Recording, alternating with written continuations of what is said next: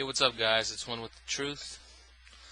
And what I thought I would do for this video would read a chapter out of the book None Dare Call It Conspiracy by Gary Allen, where he wrote this book about 38 years ago, and it's maybe even more relevant today than it was then. And this is a chapter called The Money Manipulators. And I'm just going to go ahead and read it, and I'll probably read a couple other chapters from this book. So hopefully my voice is clear so that you can understand it, and then you can get something out of it. Many college history professors tell their charges that the books they will be using in the class are objective. But stop and ask yourself, is it possible to write a history book without a particular point of view? There are billions of events which take place in the world each day. To think of writing a complete history of a nation covering even a year is absolutely incredible.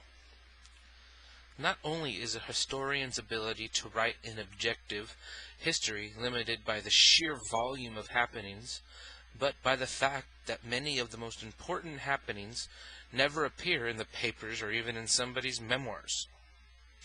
The decisions reached by the big boys in the smoke-filled rooms are not reported even in the New York Times, which ostensibly reports all the news that is fit to print. All the news that fits is a more accurate description. In order to build his case, a historian must select a minuscule number of facts from a limited number that are known. If he does not have a theory, how does he separate important facts from the unimportant ones? As Professor Stuart Crane has pointed out, this is why every book proves the author's thesis. But no book is objective. No book can be objective. And this book is not objective. Liberal reviewers should have a ball quoting that out of context, he says. The information in it is true, but the book is not objective. We have carefully selected the facts to prove our case. We believe that most other historians have focused on the landscape and ignored that which is most important, the cart, boy, and donkey. Most of the facts which we bring out are readily verifiable at any large library. But our concentration is that we have arranged these facts in the order which most accurately reveals their true significance in history. These are the facts that the establishment does not want you to know. Have you ever had the experience of walking into a mystery movie two-thirds of the way through? Confusing, wasn't it?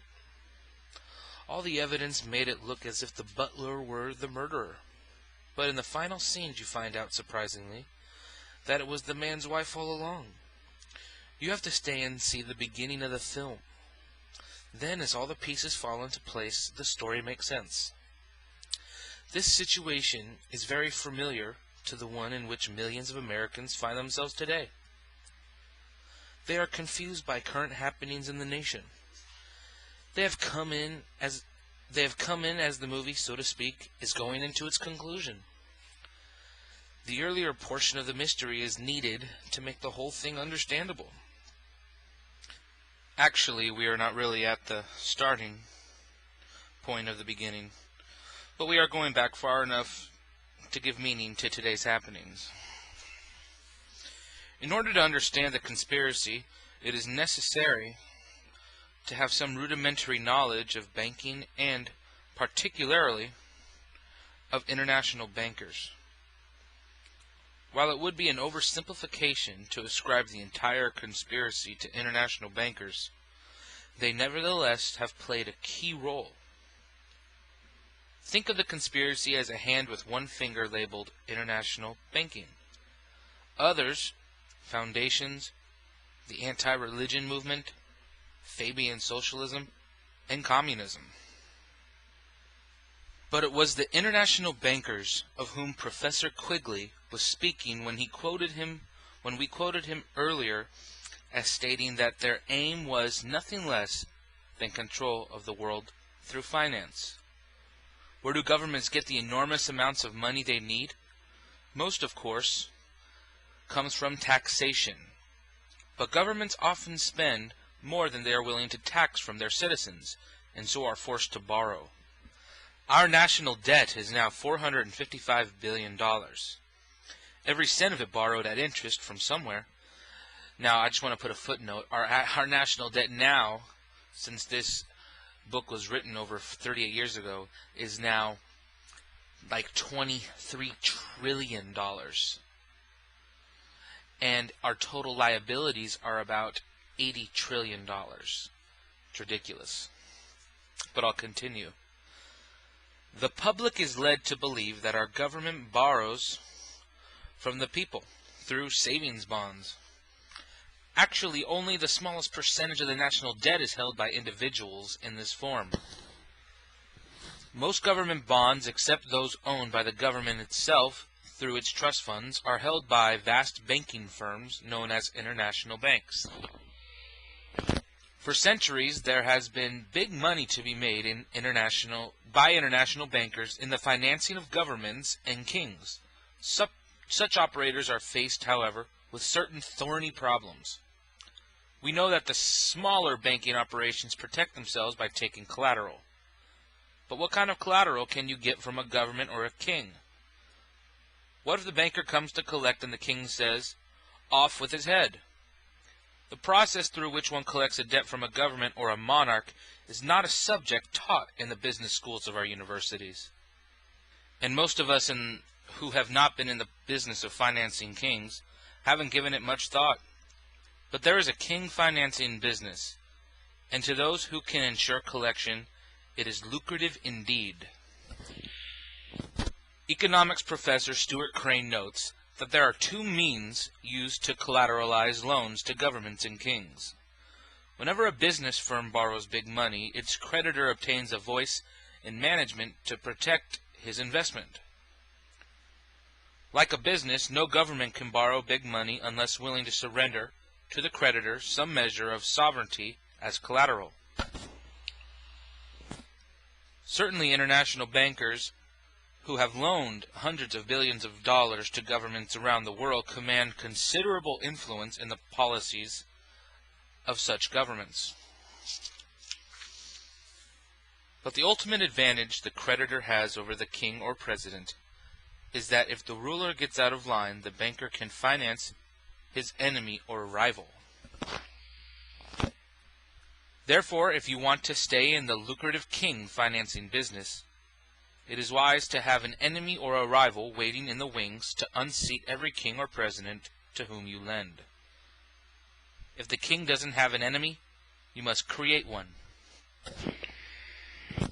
Preeminent in playing this game was the famous House of Rothschild.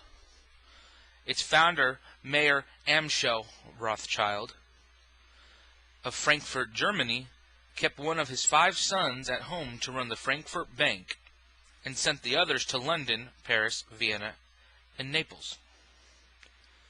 The Rothschilds became incredibly wealthy during the 19th century by financing governments to fight each other. According to Professor Stuart Crane, if you look back at every war in Europe during the 19th century, you will see that they always ended with the establishment of a balance of power. With every reshuffling, there was a balance of power in a new grouping around the House of Rothschild in England, France, or Austria. They grouped nations so that if any king got out of line,